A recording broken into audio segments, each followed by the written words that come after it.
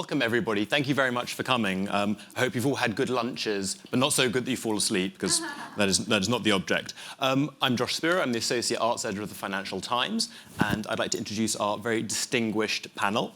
To my right, we have Toto Bergamo Rossi, who is the head of Venetian Heritage and also a very established stone restorer. He was. And he's also the honorary consul of Sweden in Venice. Now, does that get you like a discount at IKEA, or is this like this is why I'm in TEFA. I'm not a client of IKEA. Not an IKEA crowd. And then we have Milo Dickinson, who is the director of, or the managing director of Dickinson Gallery, which was co-founded by his father. He used to work at Christie's, where he was head of Old Master Paintings, private sales.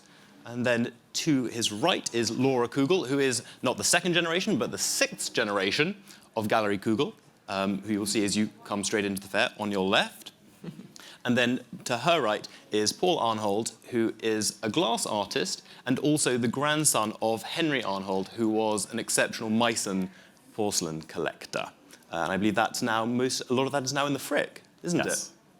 So we're going to hear from all of them about what it is that can attract younger collectors. Now, for the purposes of this, we can define young as however you like. I'm defining it as, let's say, 41 or less, because that way I still fit in. But we can vary that. We can see what people like. I think the first thing I'd like to know, Milo and Laura, is how many young clients do you actually have at your businesses? Milo. It depends. I mean, we have quite a few, but I would say that at the top end, which is where we mainly deal, not in the single figures, but we definitely have collectors in their 30s who have started to buy major works of art. But I think that, I was at Christie's in private sales, and I saw quite a wide range of the collecting categories. And I would still say, even in the contemporary field, everyone was going on about young collectors. There was more young collectors in the contemporary field, which there definitely were. But really serious buyers, it doesn't really happen in your 30s or even your 40s. It normally happens in your 50s and 60s. And I think that is the case in our field, certainly, but also in most fields. So even before they start collecting, how many people come through your door who you would think of as young collectors? Like, is there a flow of people that you are waiting for and you think they will eventually start buying, or are you not seeing them? I think we're in a different case because we're a private gallery off the street, so you don't just walk into our gallery. So I think probably Laura is a better person to ask that question to. We are trying to bring on collectors sort of person by person. So we're going to them, or it's not really just a flow of people who are just walking in off the street. Thank you. Well, Laura, you tell us then. You have a more public-facing model. How many young collectors do you have, and how do you find them? Yes, it's quite interesting. Like Milo, I would say we have a growing, which is the best part, 41 and under new collectors. But I would say the most interesting aspect is not so much do we have new young buyers, but new young visitors, prospective buyers, because getting people in the gallery or here in Maastricht is the first obligatory step. Getting returning visitors, that's the cherry on the cake, and then eventually it translates into a sale that's brilliant, but even if not, and we can spark some kind of original interest, that's already a big win for me. So you have people who come in and they're not in the market for buying, but they are curious. They stop in and they're like, I don't know anything about this. Or do they tend to be people who already know something and are interested? Well, they all come with some references. Maybe they're different to what we present, but they know maybe not exactly what they like in historic material, but very often we have people with interiors that they take as reference frames. It can be Yves Saint Laurent interiors, or famous interiors of the mid-20th century, and they'll be talking about this and understanding that throughout history, most great collectors have been mixing, and that's often the link through which they get to us. So the conversation starts this way. So Yves Saint Laurent is an interesting reference point because he was not famous for his collecting, he was famous for something else, but it became a kind of lifestyle that people aspired to. So do you see a lot of that then, that people see that on social media or in magazines and say that's a lifestyle that I'd have no background in it, but that's something I want to aspire to. I mean, I guess he was famous for his taste, and that you can see throughout his creation, to the way he lived his life and his various interests. But as you may know, of course, there was this pinnacle moment where sadly, after his passing, his collection came up for sales at Christie's, actually, if I remember correctly. Yeah. And that became, for us and for the world of collecting and historic material, incredible publicity, because no one could look at those pictures and not feel anything. You know, it was just so beautiful and perfectly created, but also hundreds and hundreds of lots, from, you know, multi-million masterpieces to a silver spoon that was maybe just 1,000 or a few €100, but also perfection. So it was like, you know, a 360 collection, and I think that inspired several people, still does it today. It's by no means the only example, but it's a very iconic one. Yeah. It sounds like we want a magazine spread with, like, Beyonce at home with her guettino or something. That would... I think that's an important point, though. Taste is an important point, in that ultimately people are buying things to put in their own home, and they want, obviously, everything to look beautiful and for other people to resonate with themselves, but other people, and to show, you know, how they want to live. And I think that you need to have these great role models who are sort of advancing taste and showing you what you can do. And I think that's why, you know, collectors are so important. And someone like Yves Saint Laurent has such an enormous impact, and still does. I think you can still see those images and see the influence it has. Now, thank you. That's a nice segue to Paul. So you had a big role model when you were growing up, was your grandfather. Can you tell us a bit about his taste and how that has affected your taste and his collecting? My grandfather came from Dresden, Germany in the mid-20th century and brought with him his family's collection of Meissen porcelain. And I grew up surrounded by his collection, which was floor to ceiling, wall to wall, covered with just treasures of Meissen. I remember him always saying, "Don't you dare play soccer in this house." Was that ever a likelihood? I think I toyed with the idea, but I was very well behaved and to this day grateful that I never damaged a piece.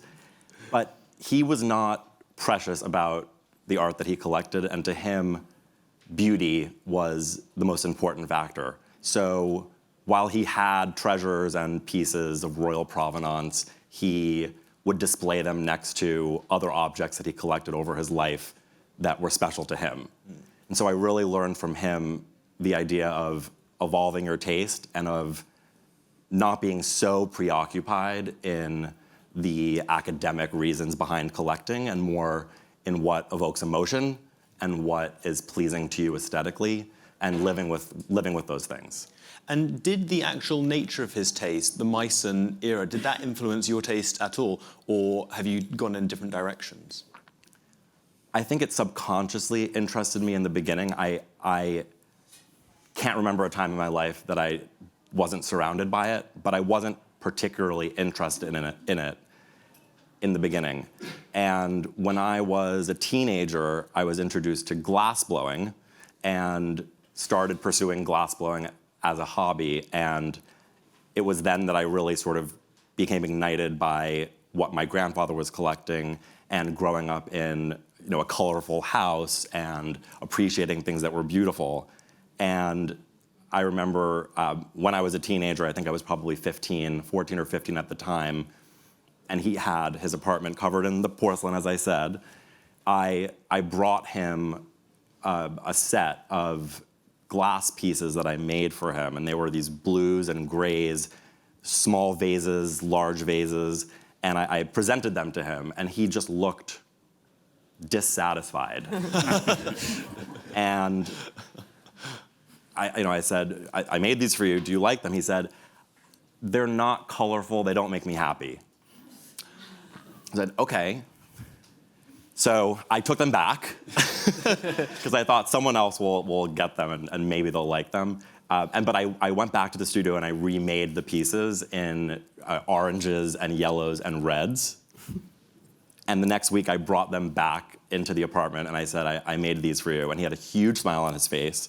And he took a piece of porcelain off of the pedestal and he put my glass on the pedestal next to another piece of porcelain that he had that had royal provenance was from Augustus the Strong, the King of Saxony, and so I just felt like my pieces were having this conversation with his. But it's interesting because that sort of taste almost as a double-edged sword, where it's both, when it includes something, it really likes it, but when it doesn't, it can be quite difficult. And I think that's probably something that a lot of young collectors fear, being on the wrong side of taste, however you might define that. I think maybe we'll talk about that. Toto, you are definitely a man of taste. HTSI, How to Spend It, the Financial Times magazine, profiled you a couple of years back.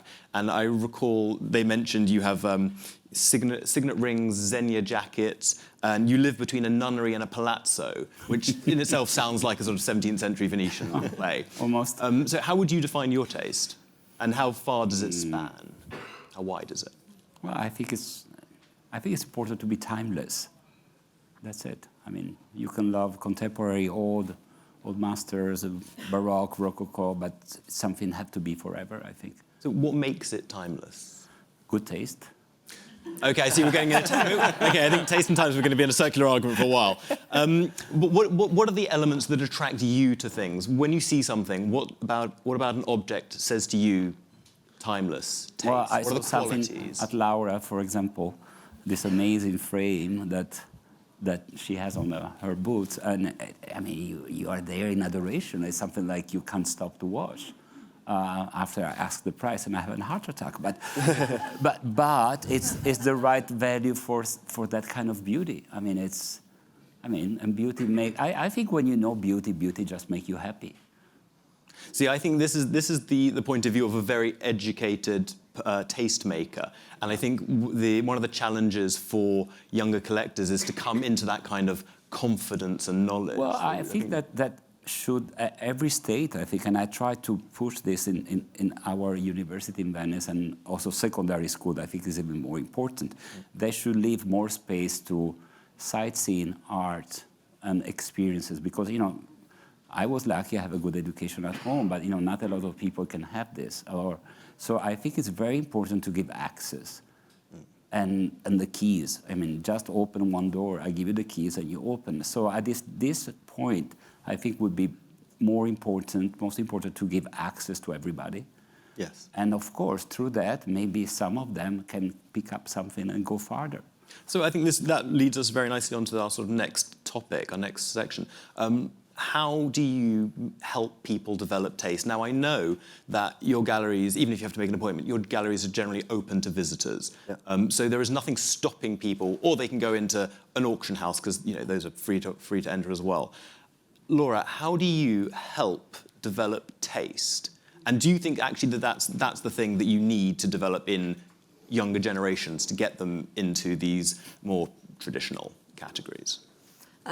We use taste all the time, but again, I'll go back to curiosity. What I want to develop from someone is the desire to learn a little bit more about wherever we'll be looking at. Not necessarily want to buy it, but want to be curious enough to keep delving into it.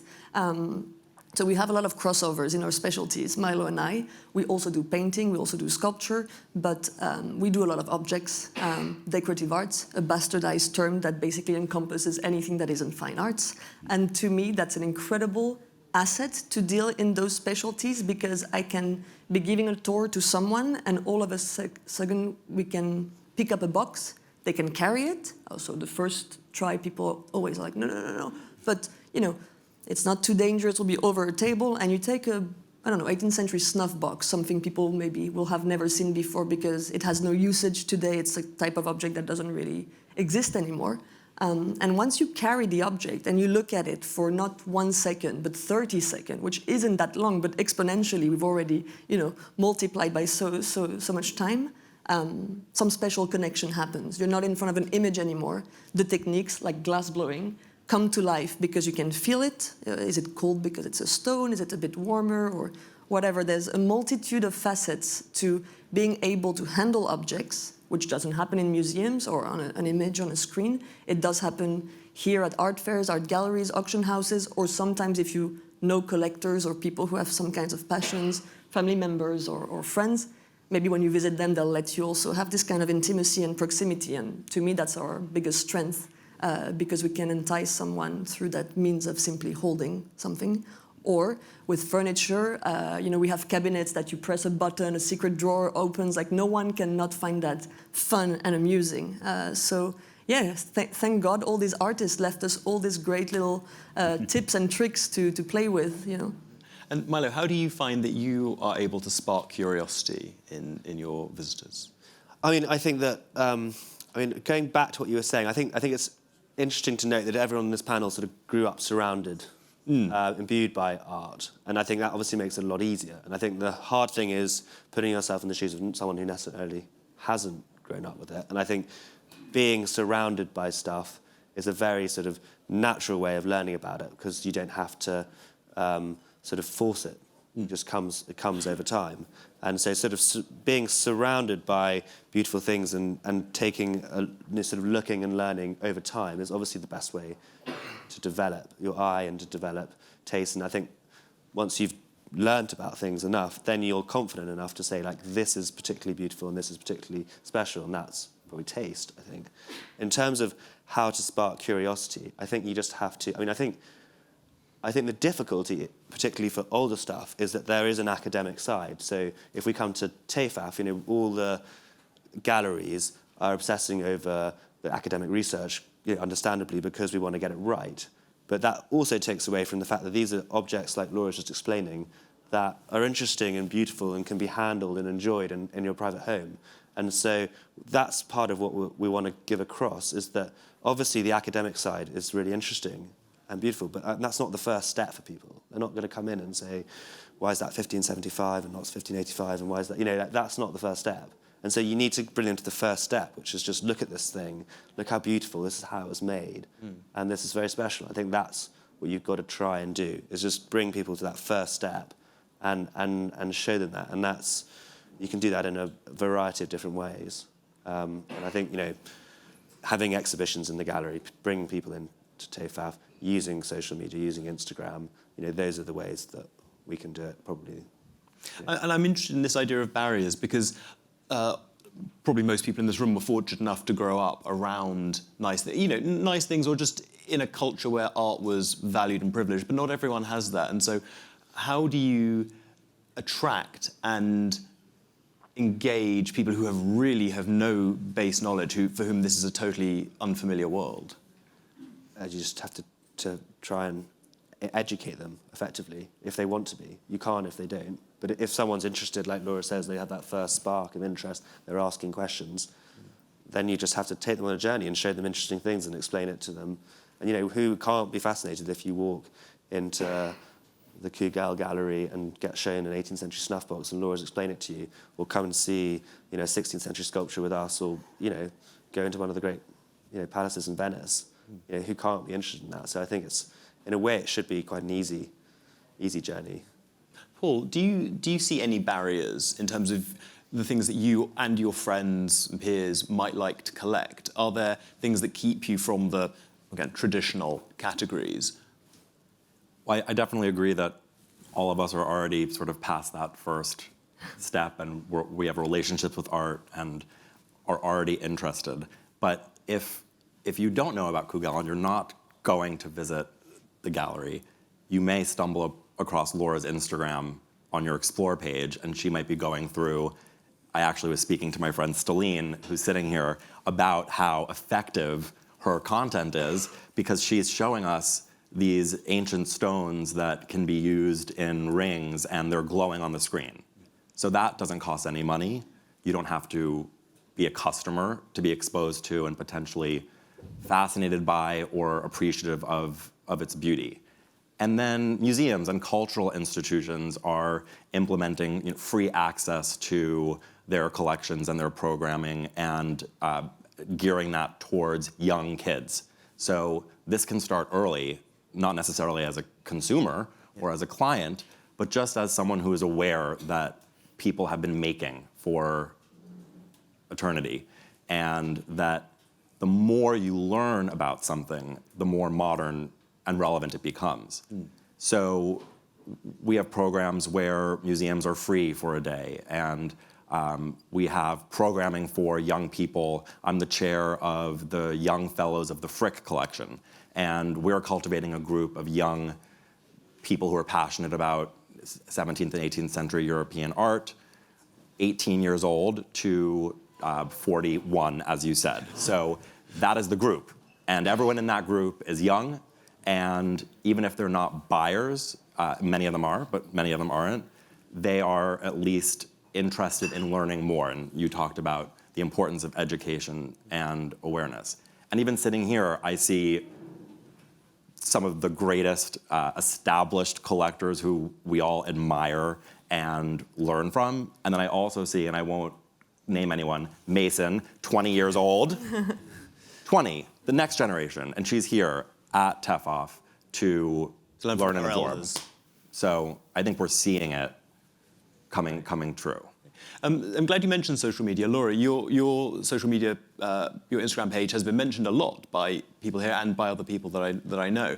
How do you use that as a way of engaging new, younger collectors or potential collectors? Well, again, thank you for the accolade. Obviously, all my audience is here, so it's not so hard. You know, when I walk down the streets, I don't get stopped and complimented like this. But the tool is incredible, you know, for better and worse, and we can discuss the downfalls of social media and of Instagram specifically in a different conversation. We live in the world of image sharing at an unprecedented scale and volume. And we need to be able to use that to our advantage. And it's actually very easy because people find this content arresting. And what started as something that you could never expect that it would fascinate that many people, you find out that it works. And by the way, Milo does the exact same thing, mainly for paintings, very successfully, and much more sophisticated with like World Cup of the best sculpture or portraits in 35 different stories over a month. And so it's like a different level. We're using something that is so easily accessible that the generations of my father and uncle, your father, and so on, number one, don't necessarily know how to use, but also they didn't need it. Our material was the cultural reference for so long. We have to, get acclimated to the fact that it isn't where it used to be in terms of its relevance to everyday life, and work at it. And if you can do that from your phone, that tool that's always there, you also lose the intimidating aspect that we feel. Our gallery, we get visitors, but of course some people don't dare ring the buzzer, also because they are not yet clients or maybe will never be, and so they think, oh, it's a waste of time for me, for them, but that is not the case. It should just be something to be enjoyed. And in our conversation before this, you said that you wanted a happier alternative to the phrase dumbing down, because actually there's a lot that you can do on social media which can be simplified but isn't dumb. Yeah, exactly. I mean, dumbing down, I don't know, maybe it's my English, if there is a better way to put it. I love dumbing down. It's even a great thought exercise to reduce as much as you can to one word, how to get someone interested. Because like you say, we focus so much on the history. We have so many objects that, it used to belong to this man in the 18th century. You've never heard his name. You don't care, like, who is he? It means nothing to you. Maybe it will to the next person. It sure does to museums, but we have to recognize that maybe these are not the right end of the story to tell, and kind of experiment. So each Instagram post is actually an experiment to see, what's the good bait that works. And so everyone here, you are my guinea pigs. Thank you for helping me get better at it. Toto, I don't know how active you are on social media. Do you think that there is a role for informing younger generations about older art? Well, social media belongs to them. I mean, I have to update myself every day because my team at Venetian Heritage Foundation, they're all in their 25, 30. So they say that I'm very slow compared. So I have to adapt myself every day. And this is the way to communicate it now. So I think if you use it well, as Laura says, it's the best way to give access. And do you find for Venetian Heritage that it is effective? Oh, yeah. We have 40,000 followers, and I mean, normally I'm always embarrassing to propose some of my project about old stones, buildings, and churches of Venice. I mean, it's not so sexy, but But in the end, if you propose in a good, sexy way, I mean, this year we raised $7.5 million for the Cadoro Museum in 1 year. Incredible. Yeah, and we are 4 people at the office. So it's all about how to show and propose even some old stones. Yeah. Now, I'm interested in, we've spoken about ways of getting people in, but I'm interested in other barriers as well, and to do with taste and education, because certainly in the UK, where I come from, and I'm not sure in the rest of Europe, access to arts education and to museums is becoming more and more difficult. Now, what sort of role do you think broader society plays in this, and what is the responsibility of broader society in terms of educating people in these art forms? Milo? I think there are lots of different barriers. I think in education, I think that I'm talking about pictures here a lot, but a lot of the pictures from the 14th century to the 18th century were religious or mythological subjects that people don't necessarily know as well. So that's a sort of educational barrier. I think that there was a perception, which I think is changing, but I think there was definitely a perception developing around old masters and older art of a sort of grandparent, fuddy-duddy grandparent vibe, which I think you're part of our aim is to shed that and actually go back to the basics and say, what are we actually looking at here? So I think there are barriers in that respect, and I think also there are barriers in that people aren't exactly looking at these things from a young age through just general schooling process. So when they hit 20, they haven't had much time looking at these things. They may have gone to a museum. They might have, and that is generally how it starts. If you meet a collector or you develop a collector, you do start to realise that there's an early germ of something through someone in their family, or someone took them to museums, or someone got them interested from an early age, and they may not have realised it, but there's a reason why they've come to collecting in their later age. So I think that is part of it. We have to overcome those barriers. And one thing that we spoke about before is a lack of transparency.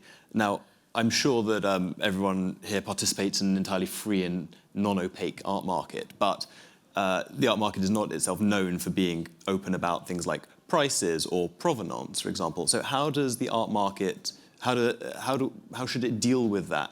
Is that a barrier to getting people who once they've become interested and they actually want to collect, how do they know they're paying a good price? How do they know this is not off the back of a truck? Obviously not a Dickinson, but how is transparency achieved, and do they believe it's important? I think it is important. I think there's sort of a few different issues there, and I think one of them is sort of always a fear that, particularly when you're buying from a gallery, there was always that fear that you're overpaying.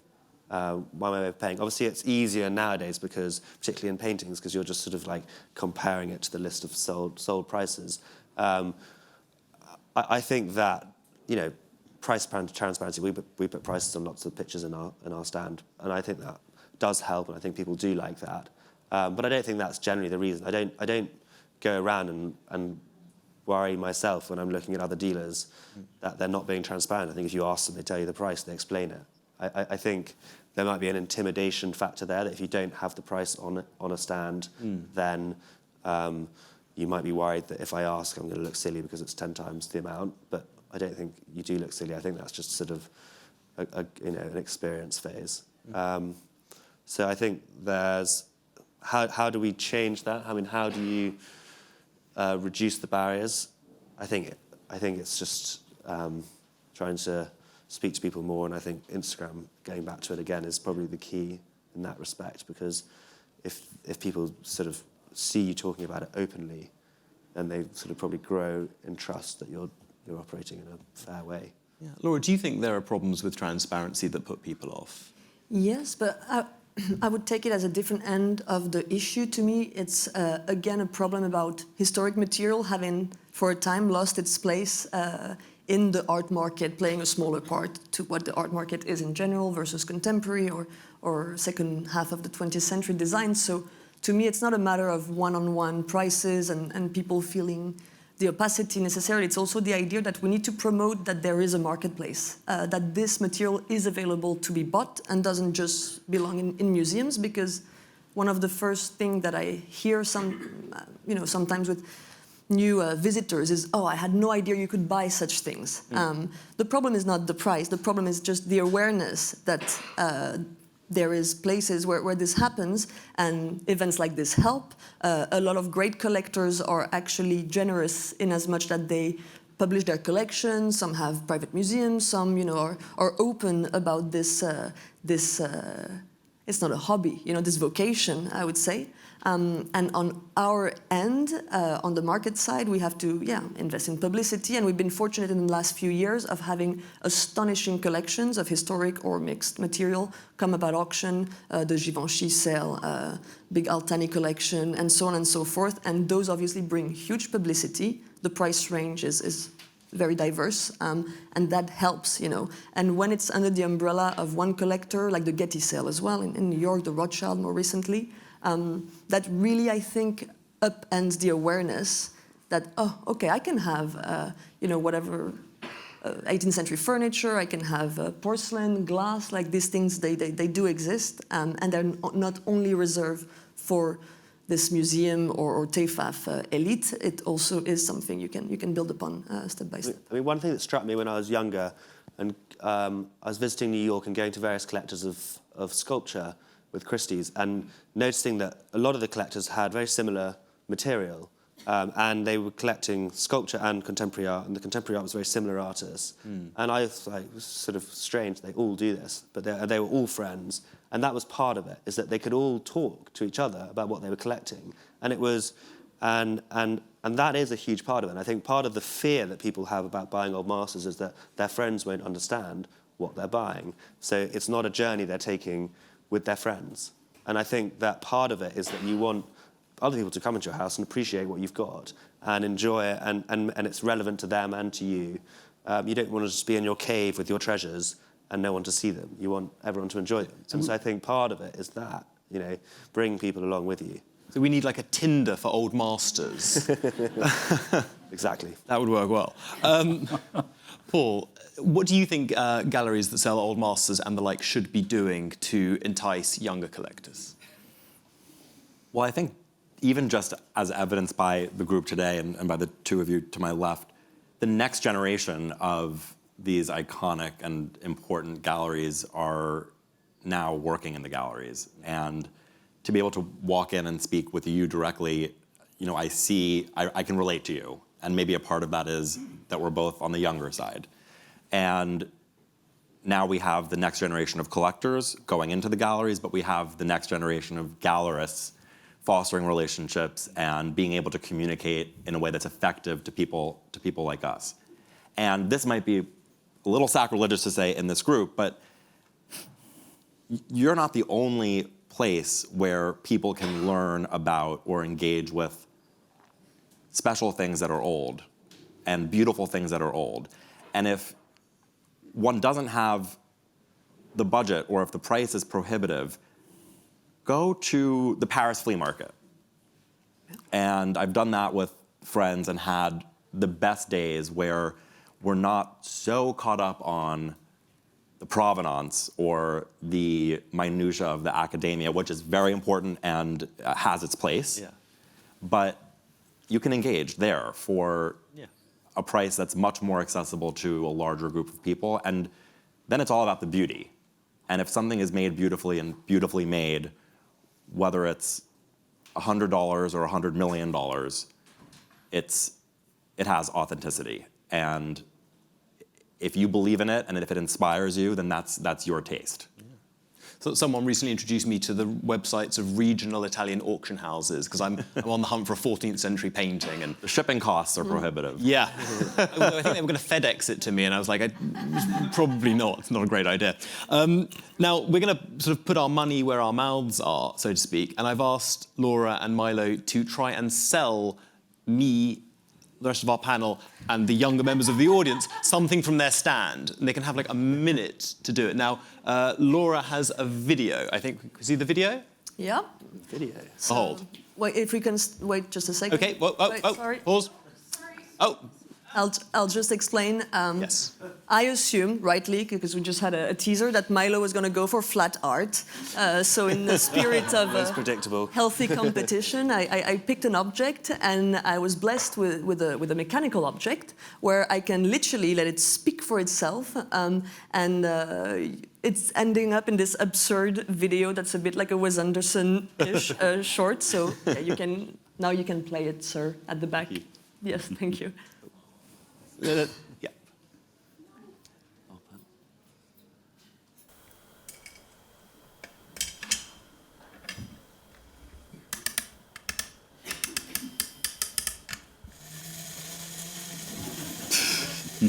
It's very wet.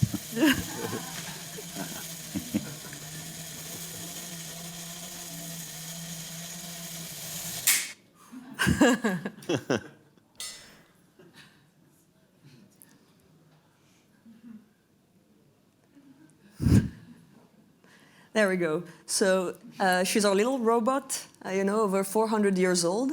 And it's not a clock, but it is an automaton. And as you can see, she's a drinking game. You will propel her onto the table. She thankfully stops by herself, which is how she has survived to this day. And the body gets out of the skirt, which in fact conceals a drink. And then I suppose the person who receives it has to logically down that drink. Yeah. And I think it's just magical, because if it makes us smile, just think about what happened in the 16th century when they saw something like this, almost animated by God. If at the very least this got a smile on your face, again, my job has been done. I think maybe we'll have some takers Yeah. here. That's great, and also it kind of illustrates that you can arouse emotions in people as you're selling it, and they can be fun emotions. They don't have to. It doesn't all have to be like awe and wonder, and also that you can convey what it was like at the time, the experience at the time for the person, because that's also a very good way of understanding what's going on. Now, for the next one is Milo. So, I'm sorry, I don't have a video, so Laura's already beaten me. But I have a lion instead. And the reason I chose this was because the artist is Sir Edmund Lanzer, so he's a very conservative, sort of Queen Victoria's favourite artist. But this is an early painting by him, and what's so interesting about it is that it's the moment when he's in his early 20s, and he's gone to the Royal Menagerie at the Tower of London, and he studied the lions there, which obviously amazed him and fascinated him for the rest of his life. And he's done this very quick, bold, preparatory sketch for a large-scale painting.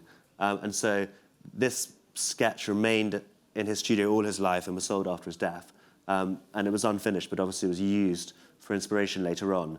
And what you're seeing here is an artist thinking out on the canvas. So there's changes going on with the front paw and the back paw. He's left this completely bare, and then he's only really worked it up in the skin and the mouth. And it's really quite a ferocious piece. And I think that it's just such a high-quality piece of painting that anyone can recognise it and be impressed. And obviously it's just a subject that we can all interest us all and admire. And it's not something difficult. It's just very beautiful. thank you. And so what you've done is you've told us a story about its origins, and you've also talked about the technique. And I guess things like that are probably very engaging, because if you don't know very much about art, but actually then to be told, well, look, these parts are less finished, these parts are more finished, and to make it personal to him, that's a way of engaging and arousing that emotion. I mean, we are all storytelling, aren't we? That is part of the process. Yes. I mean, I work for the Financial Times, so the stories we all tell are true, but they are still stories. That's very true. I was walking yesterday around the galleries going really quickly and just trying to see what was being displayed. And before I even met you, I saw this and it stopped me dead in my tracks, and it's my favorite piece that's hanging in your gallery.